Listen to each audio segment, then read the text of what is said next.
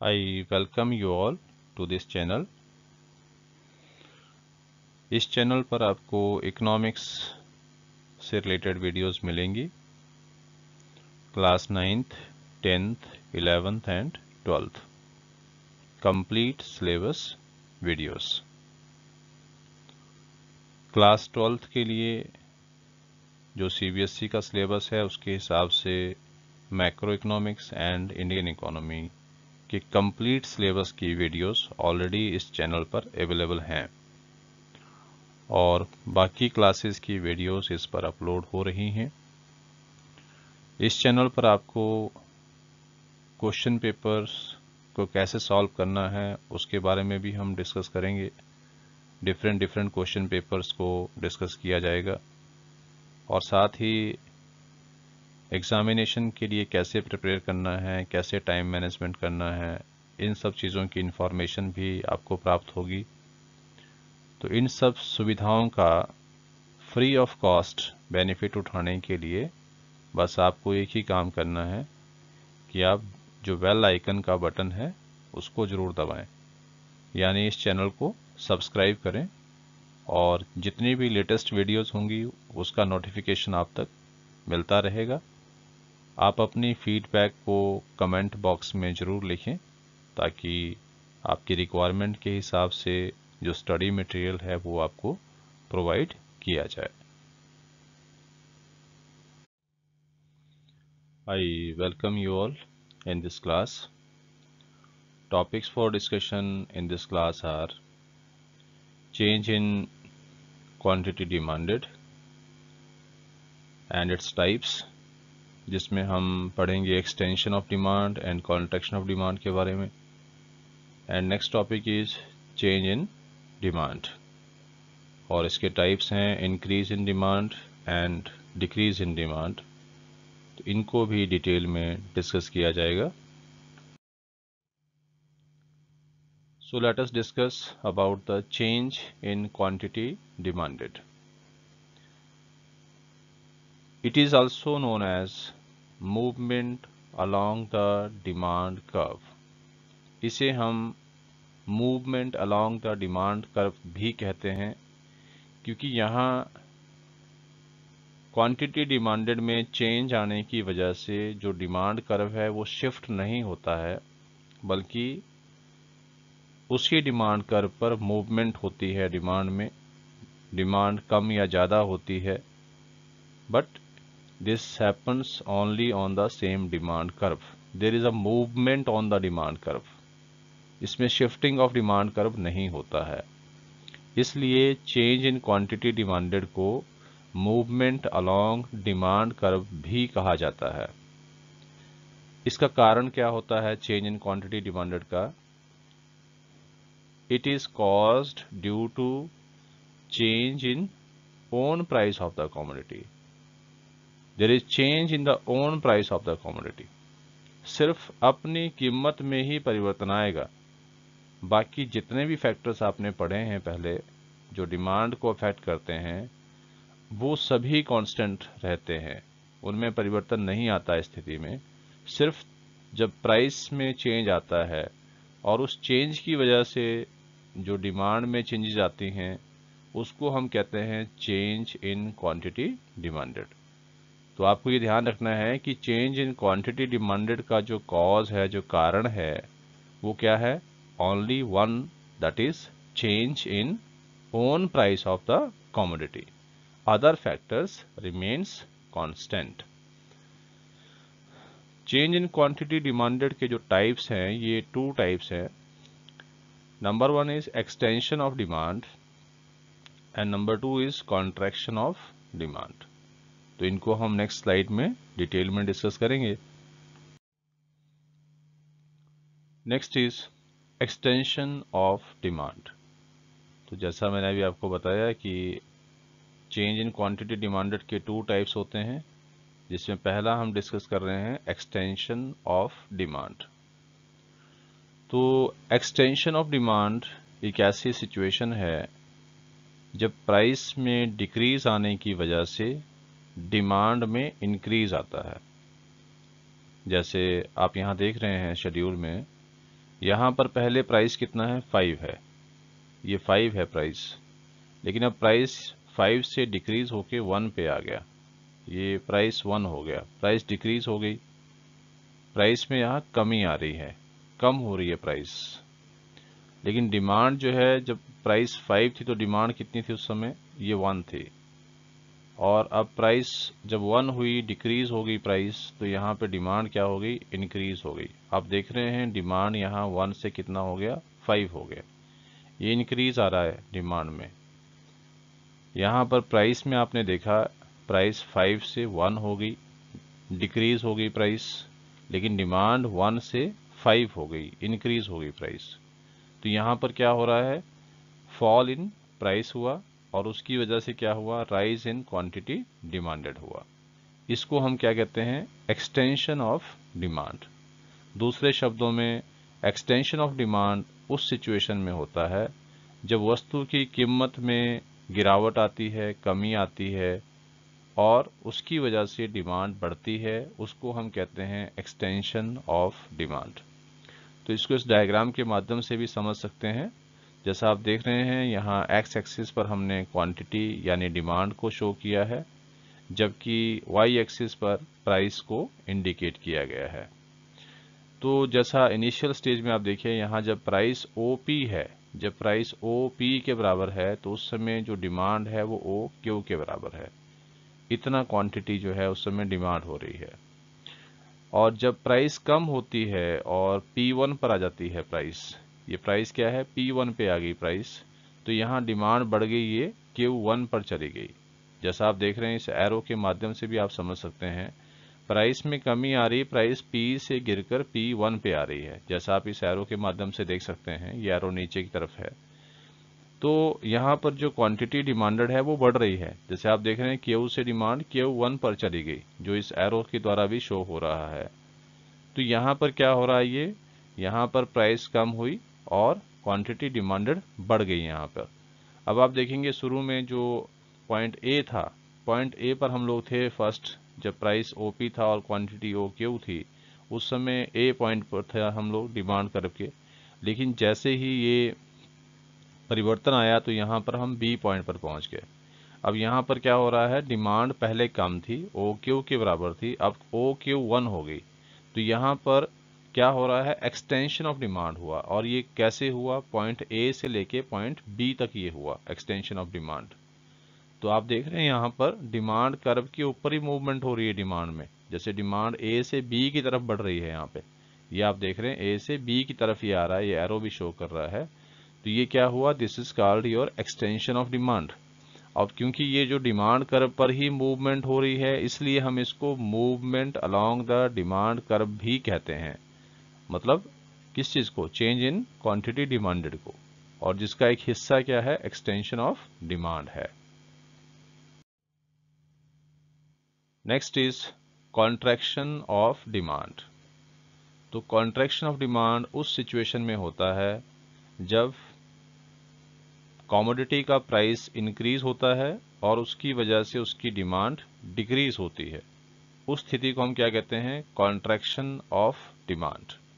सो जैसा हम इस शेड्यूल के माध्यम से भी इसको समझ सकते हैं, यहाँ पहले प्राइस 1 है और उस समय जो डिमांड है वो कितना है, 5 है, और जब प्राइस इंक्रीज होके 5 हो जाता है, जैसा आप देख रहे हैं ये 5 हो गया, तो यहाँ पर प्राइस के इंक्रीज होने के बाद जो डिमांड है वो डिक्रीज हो गया, वो 1 हो गया आपका। यहाँ पर डिमांड में कमी आ रही है, जैसा आप देख रहे हैं यहाँ पर प्राइस 1 से 5 हुई, प्राइस यहाँ पर बढ़ी है, लेकिन जो डिमांड हुई वो 5 से 1 पे आ गई, मतलब डिमांड में कमी आ गई यहाँ पर। इस सिचुएशन को हम क्या कहेंगे, कॉन्ट्रैक्शन ऑफ डिमांड। सो दूसरे शब्दों में हम यूं कह सकते हैं कि कॉन्ट्रैक्शन ऑफ डिमांड उस सिचुएशन में होता है जब कमोडिटी की अपनी प्राइस में वृद्धि होती है और उसकी वजह से जो डिमांड है उसमें कमी आती है। तो यहाँ पर हमने देखा कि क्या हुआ, यहाँ पर राइज इन प्राइस हुआ, और प्राइस राइज की वजह से जो क्वांटिटी डिमांडेड है उसमें डिक्रीज आ गया, वो फॉल हो गया। So this is known as what, contraction of demand. So इसको डायग्राम के माध्यम से भी समझ लेते हैं। जैसा आप देख रहे हैं यहाँ एक्स एक्सिस पर हमने क्वांटिटी को शो किया है, जबकि वाई एक्सिस पर प्राइस को शो किया गया है। और इनिशियल स्टेज में जो प्राइस है वो ओ पी के बराबर है, जबकि डिमांड जो है वो ओ क्यू के बराबर है। और ऐसी स्थिति में यहाँ हम डिमांड कर्व के ए पॉइंट पर हैं। और जब प्राइस बढ़ जाती है, जैसे प्राइस यहाँ बड़ी P से P1 हो गई, मतलब OP से OP1 हो गई, जैसा आप देख रहे हैं इस एरो के माध्यम से भी यहाँ पर प्राइस बढ़ रही है। तो प्राइस बढ़ने पर जो क्वांटिटी डिमांडेड है वो कम हो गई। पहले क्वांटिटी डिमांडेड थी OQ, लेकिन अब कम होकर कितना हो गया OQ1। तो इसमें कमी आ रही है, आप देख रहे हैं यहाँ पे डिमांड जो है वो कम हो रही है। तो इसको क्या कहेंगे, this is contraction of demand. और अब हम कौन से पॉइंट पे पहुंच गए, डिमांड कर्व के पॉइंट बी पर। तो यहाँ पहले डिमांड ए पॉइंट पर थी, लेकिन अब डिमांड बी पॉइंट पर चलेगी, पीछे की तरफ, ये मतलब मूवमेंट हो गया। इसको हम कहते हैं कॉन्ट्रैक्शन ऑफ डिमांड। तो जैसे ए पॉइंट से बी पॉइंट की तरफ डिमांड गई है, डिमांड में कमी आई है, और इसी को हम क्या कहते हैं, कॉन्ट्रैक्शन ऑफ डिमांड। यहाँ पर भी क्या हो रहा है, movement along the demand curve हो रहा है। जैसा आप देख रहे हैं डिमांड ए से बी की तरफ गई है, डिमांड कर्व में यहाँ शिफ्टिंग नहीं हुई है, इसीलिए ये movement along the demand curve का एक हिस्सा है। क्योंकि जैसे मैंने शुरू में ही कहा था कि चेंज इन क्वांटिटी डिमांडेड जो है उसको हम क्या कहते हैं, movement along the demand curve. तो जैसा आपने दोनों ही सिचुएशन में देखा, एक्सटेंशन ऑफ डिमांड में भी और कॉन्ट्रैक्शन ऑफ डिमांड में भी, कि इन दोनों ही स्थितियों में यहाँ डिमांड कर्व शिफ्ट नहीं हो रहा है, डिमांड कर्व पर क्या हो रही है, मूवमेंट हो रही है। मतलब कि ए पॉइंट से बी पॉइंट पर जा रहे हैं या बी पॉइंट से ए पॉइंट पर आ रहे हैं, this is movement along the demand curve. Next is change in demand. Change in demand को हम शिफ्टिंग ऑफ डिमांड कर्व भी कहते हैं, क्योंकि इस स्थिति में जो डिमांड कर्व है वो लेफ्ट साइड या राइट साइड शिफ्ट होता है, इसलिए इसको हम शिफ्टिंग ऑफ डिमांड कर्व भी कहते हैं। अब इसका कारण क्या है चेंज इन डिमांड का, इसका कारण होता है change in other factors while price remains constant. यहाँ पर कीमत में परिवर्तन नहीं होता है, ये आपको ध्यान रखना है। कीमत यहाँ पर स्थिर रहेगी, कांस्टेंट रहेगी, लेकिन बाकी जो फैक्टर्स हैं उसमें परिवर्तन आएगा, किसी एक फैक्टर में या सभी फैक्टर्स में या कई सारे फैक्टर्स में एक साथ। उसकी वजह से जो भी परिवर्तन आता है डिमांड में उसको हम कहते हैं change in demand. So change in demand is caused due to change in the factors other than own price of the commodity. वस्तु की अपनी कीमत को छोड़कर बाकी फैक्टर्स में परिवर्तन आता है, उसकी वजह से डिमांड में जो चेंजेस आती हैं उसको हम कहते हैं चेंज इन डिमांड। तो आपको ये पॉइंट क्लियर होना चाहिए कि चेंज इन डिमांड जो है इसका कारण होता है change in other factors while price remains constant. It is of two types also, ये भी दो प्रकार का होता है change in demand. Number one is increase in demand and number two is decrease in demand. तो ये भी आपको ध्यान रखना है, ये दो तरह का होता है, increase in demand and decrease in demand. तो इसको डिटेल में हम नेक्स्ट स्लाइड में डिस्कस कर रहे हैं। Next is increase in demand. Increase in demand एक ऐसी सिचुएशन होती है जिसमें कमोडिटी का प्राइस कांस्टेंट रहता है, लेकिन बाकी फैक्टर्स में चेंज आने की वजह से डिमांड में इंक्रीज आता है, डिमांड बढ़ जाती है। उस सिचुएशन को हम कहते हैं इंक्रीज इन डिमांड। तो इसको हम इस शेड्यूल के माध्यम से समझ सकते हैं। जब प्राइस 10 है तो डिमांड कितना है, 20 है। इनिशियल स्टेज में डिमांड 20 है, लेकिन नेक्स्ट सिचुएशन में प्राइस तो 10 है, लेकिन बाकी फैक्टर्स में चेंज की वजह से डिमांड कितना हो गया, 30 हो गया। यहाँ आप देख रहे हैं डिमांड बढ़ रहा है, इसको हम कहते हैं इंक्रीज इन डिमांड। तो यहाँ पर क्या हुआ सिचुएशन में, price is constant but there are changes in the other factors, और उसकी वजह से क्या हो रहा है, there is rise in the demand. यहाँ पे डिमांड बढ़ रही है, ऐसी स्थिति को हम क्या कहते हैं, इंक्रीज इन डिमांड। इसको हम डायग्राम के माध्यम से भी समझ सकते हैं। जैसा आप देख रहे हैं यहाँ पर एक्स एक्सिस पर हमने क्वांटिटी को शो किया है, जबकि वाई एक्सिस पर प्राइस को शो किया गया है। जैसा यहाँ पर बताया गया आपको कि प्राइस क्या है, कांस्टेंट है, 10 है, तो ये 10 है तो ये प्राइस कांस्टेंट रहेगी। तो जो आपका प्राइस लाइन है ये पैरेलल टू एक्स एक्सिस रहेगा, इसीलिए ये जो लाइन है, ये वाला लाइन, ये आपकी प्राइस लाइन को शो कर रहा है और ये पैरेलल टू एक्स एक्सिस है।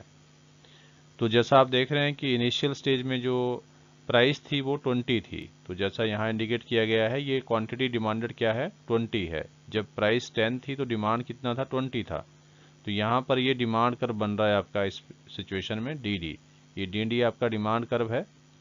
और जब यहाँ पे जो डिमांड है वो बढ़कर 20 से 30 हो जाती है तो ऐसी सिचुएशन में जो डिमांड कर्व है ये शिफ्ट हो रहा है, ये D1 पर आ जाता है। जैसा आप यहाँ देख रहे हैं ये राइटवर्ड शिफ्टिंग हो रही है डिमांड कर्व में। डिमांड कर्व आपका ए पॉइंट से बी पॉइंट की तरफ शिफ्ट हुआ है, इस एरो के माध्यम से भी आप इसको देख रहे हैं। सो इस तरह से यहाँ पर क्या हो रहा है, इंक्रीज इन डिमांड हो रहा है। तो इंक्रीज इन डिमांड की सिचुएशन में जो डिमांड कर्व है ये राइटवर्ड शिफ्ट होता है, राइट साइड में ये शिफ्ट होता है। Next is causes of increase in demand. अभी जो इंक्रीज इन डिमांड है इसके कारण क्या क्या हो सकते हैं, क्योंकि जैसा अभी हमने पढ़ा कि प्राइस तो कांस्टेंट रहेगी लेकिन बाकी फैक्टर्स में चेंजेस आती हैं। तो किस तरह की चेंज आती है इस केस में, लेट अस डिस्कस दिस। पहला पॉइंट है when income of consumer increases. जब कंज्यूमर की इनकम बढ़ती है तो उसकी वजह से भी डिमांड बढ़ सकती है। Next is price of substitute goods rises. जब सब्स्टिट्यूट गुड की प्राइस बढ़े उस समय भी डिमांड बढ़ जाती है। जैसे मान लो कि चाय की कीमतें बढ़ गई तो कॉफ़ी की डिमांड बढ़ेगी, तो उसको भी हम क्या कहेंगे, इंक्रीज इन डिमांड कहेंगे, क्योंकि वो बाकी फैक्टर्स में चेंज की वजह से आ रहा है, उसकी अपनी कीमत में चेंज की वजह से नहीं आया। और इसी तरह से price of complementary goods falls. तो जो कम्प्लीमेंट्री गुड्स हैं जब उसकी कीमतें गिरती हैं तो उसकी वजह से भी दूसरी वस्तु की डिमांड बढ़ जाती है। जैसे मान लीजिए कार की कीमतें अगर कम होती है तो लोग ज़्यादा कारें खरीदेंगे और उससे फिर पेट्रोल की डिमांड भी बढ़ेगी। और नेक्स्ट पॉइंट आपका है favourable changes in taste and preferences. अगर लोगों का टेस्ट एंड प्रेफरेंस किसी प्रोडक्ट के लिए बढ़ता है तो नेचुरली है उसकी डिमांड बढ़ेगी। जैसे आप देख रहे हैं आज के समय में जो स्मार्टफोन्स हैं उनका क्रेज़ है लोगों में, क्योंकि लोग उनको प्रेफर कर रहे हैं परचेज करना। वो उनके एक तरह से उनकी रुचि है उस चीज़ को परचेज करने की, तो उसकी डिमांड बढ़ रही है। और ये किस वजह से बढ़ रही है, ये उनके टेस्ट एंड प्रेफरेंस में आने की वजह से बढ़ रही है। और नेक्स्ट है availability of commodity is expected to reduce in near future. और अगर मान लीजिए ऐसा लगता है कि निकट भविष्य में किसी चीज़ की जो अवेलेबिलिटी है वो किसी वजह से कम होने की संभावना अगर हो, तो आज के प्रेजेंट टाइम में ही उसकी जो डिमांड है वो भी बढ़ जाएगी, तो उसको हम कहेंगे इंक्रीज इन डिमांड। तो ये जितनी भी चेंजेस आ रही हैं ये किस वजह से आ रही हैं, ये अदर फैक्टर्स में चेंजेस की वजह से आ रही हैं। और इसमें प्राइस कहीं पर भी चेंज नहीं हो रही है, कमोडिटी की अपनी प्राइस चेंज नहीं हो रही है, बाकी फैक्टर्स में चेंजेस आ रही हैं। Next is decrease in demand. So decrease in demand refer to a situation when price is constant but there are changes in the other factors and due to these changes there is fall in the demand of the commodity. इस स्थिति को हम कहते हैं decrease in demand. मतलब decrease in demand एक ऐसी स्थिति है जिसमें प्राइसेस कांस्टेंट है लेकिन बाकी फैक्टर्स में परिवर्तन आ रहा है और उसकी वजह से जो डिमांड है उसमें कमी आ रही है, उसको हम कहते हैं डिक्रीज इन डिमांड। तो इसको शेड्यूल के माध्यम से समझते हैं। आप देख रहे हैं जब प्राइस 10 है शुरू में तो डिमांड कितना है, 30 है। डिमांड यहाँ पे 30 है, लेकिन अब बाकी फैक्टर्स में चेंज आया, प्राइस कांस्टेंट रही और बाकी फैक्टर्स में चेंज की वजह से जो डिमांड है वो कम हो गई, वो 20 हो गई। यहाँ पर आप देख रहे हैं ये 30 से 20 हो गया, इसमें कमी आ रही है। तो ऐसी स्थिति में हमने देखा कि प्राइस क्या है, प्राइस कांस्टेंट है। लेकिन चेंज किस में आ रहा है, बाकी फैक्टर्स में, अदर फैक्टर्स में चेंजेस आ रही हैं, और उस वजह से क्या हो रहा है, there is fall in the demand, demand में कमी आ रही है, उसको हम क्या कहेंगे, डिक्रीज इन डिमांड कहेंगे। इसको हम एक डायग्राम के माध्यम से भी समझ सकते हैं। जैसे आप देख रहे हैं यहाँ पर एक्स एक्सिस पर हमने क्वांटिटी को शो किया है, ये आपका एक्स एक्सिस है, इस पर क्वांटिटी को शो किया गया है, जबकि वाई एक्सिस पर जो है वो प्राइसेस को शो किया गया है। क्योंकि प्राइस यहाँ पर 10 है, कांस्टेंट है, तो प्राइस लाइन आपका कांस्टेंट है, ये आपका प्राइस लाइन है, और ये कांस्टेंट है प्राइस, तो इसलिए ये पैरेलल टू एक्स एक्सिस होगा। इनिशियल स्टेज में जैसे डिमांड 30 था, तो आप देखेंगे यहाँ पर डिमांड 30 जो है वो यहाँ पर है, और जो डिमांड कर्व है वो डी है, और ए पॉइंट पर ये प्राइस लाइन को कट कर रहा है यहाँ पे। और जब बाकी फैक्टर्स में चेंज आ रहा है, उसकी वजह से जो डिमांड कम हो रही है, तो डिमांड कम होके 30 से 20 पे आ गई, यहाँ पर डिमांड कम हो रही है, और जो डिमांड कर्व है वो बन गया D1, ये नया डिमांड कर्व बन गया आपका। ये डिमांड कर्व जो है वो ए पॉइंट से बी पॉइंट की तरफ आ गए हम लोग, यहाँ पर शिफ्टिंग हो रही है डिमांड कर्व में। This is called the leftward shifting in the demand curve, ये लेफ्ट साइड की तरफ शिफ्टिंग हो रही है डिमांड कर्व में, इसको हम कहते हैं decrease in demand. Next is causes of decrease in demand. तो जैसा आप जानते हैं इस केस में प्राइस कांस्टेंट रहती है, लेकिन बाकी फैक्टर्स में चेंज आता है। वो चेंजेस किस तरह की होती हैं, लेट अस अंडरस्टैंड इट। पहला पॉइंट है when income of consumer decreases, जब कंज्यूमर का इनकम डिक्रीज होता है तो उस समय डिमांड में जो कमी आती है उसको हम क्या कहेंगे, decrease in demand. Next is price of substitute good in decreases, जब सब्स्टिट्यूट गुड की प्राइस डिक्रीज हो जाए, इसको समझिए एग्जाम्पल के माध्यम से। मान लीजिए टी का प्राइस कम हो गया, तो टी का डिमांड बढ़ेगा, और उस वजह से कॉफ़ी की डिमांड कम हो जाएगी। तो कॉफ़ी क्या है, टी का सब्स्टिट्यूट है, तो सब्स्टिट्यूट गुड मतलब टी का प्राइस जो है वो डिक्रीज हुआ, उस वजह से कॉफ़ी का जो डिमांड है वो डिक्रीज होगा, क्योंकि टी का डिमांड इंक्रीज हो गया। इस चेंज को हम क्या कहेंगे, डिक्रीज इन डिमांड कहेंगे। Next is price of complementary goods rises, जब कंप्लीमेंट्री गुड्स की प्राइस राइज होती है, जैसे मान लीजिए कार और पेट्रोल की बात कर लेते हैं, क्योंकि दोनों कंप्लीमेंट्री गुड्स हैं। अब कार की प्राइस अगर बढ़ती है तो कार्स की डिमांड कम हो जाएगी, तो कारें कम खरीदी जाएगी, तो पेट्रोल की डिमांड भी क्या होगी, कम होगी। अब ये जो पेट्रोल की डिमांड कम हो रही है, इसको हम क्या कहेंगे, डिक्रीज इन डिमांड कहेंगे। Next is unfavourable changes in taste and preferences, अगर टेस्ट एंड प्रेफरेंस से कोई चीज बाहर हो जाए कंज्यूमर के, उस वजह से भी डिमांड कम होती है, और उसको हम क्या कहते हैं, डिक्रीज इन डिमांड कहते हैं। मान लो कोई चीज़ आउट ऑफ फैशन हो गई, आउट ऑफ टेस्ट हो गई कंज्यूमर के, तो वो उसको प्रेफर नहीं करेगा, उसको यूज़ नहीं करेगा, ऐसी स्थिति में उसकी डिमांड कम होगी, और उसको हम क्या कहेंगे, डिक्रीज इन डिमांड कहेंगे।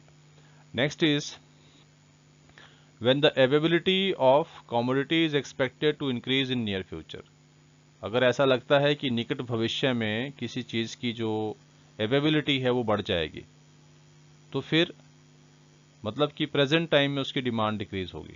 जैसे आप देखते हैं, कई बार हम देखते हैं कि ऐसा लगता है कि आने वाले समय में जो एग्रीकल्चर प्रोडक्ट है, कि जब उसकी फसल आएगी तो फिर उसकी जो अवेलेबिलिटी है वो बढ़ जाएगी, तो निकट भविष्य में उसकी कीमतें कम हो जाएंगी।